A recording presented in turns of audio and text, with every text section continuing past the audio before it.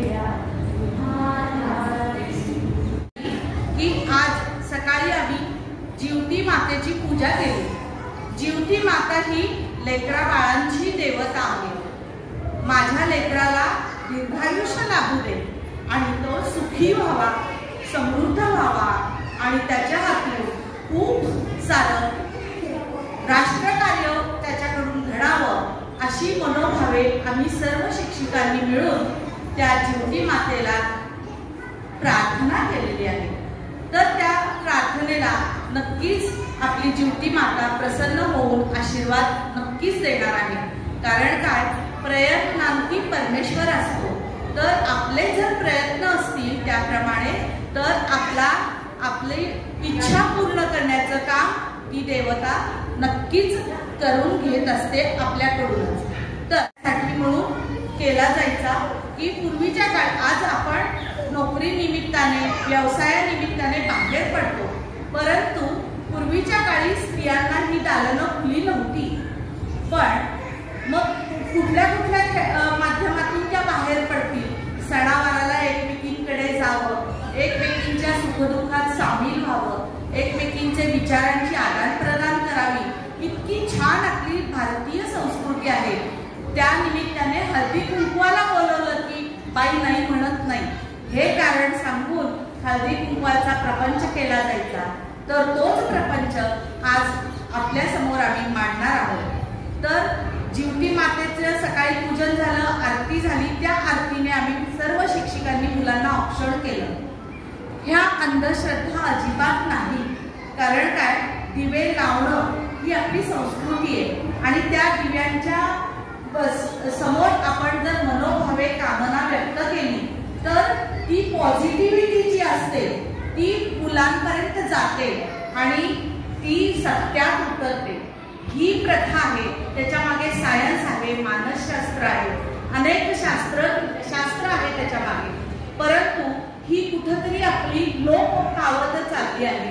त्याला जागृत करण्यासाठी म्हणून आणि आपल्यापर्यंत आमचे विचार पोहोचवण्यासाठी म्हणून आजचा हा मातृदिन आपण साजरा करत आहोत। बालकांचे बालपण जपूया, त्यांना समृद्ध करूया।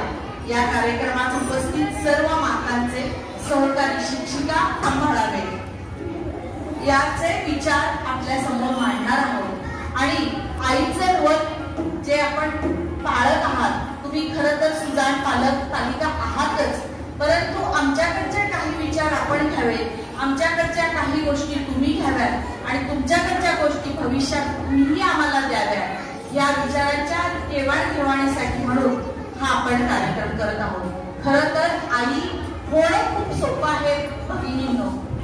आई व्हायला फार म्हणजे तोही एक निसर्गाचा भाग आहे, निसर्गाची कृपादृष्टी आहेच, परंतु आई पण जपणं आणि निभावणं हे खूप महत्वाचं आहे। तर त्याच्यासाठी तुम्हाला काही आमच्याकडून टिप्स, आताच्या भाषेमध्ये टिप्स देण्याचा हा हेतू आहे।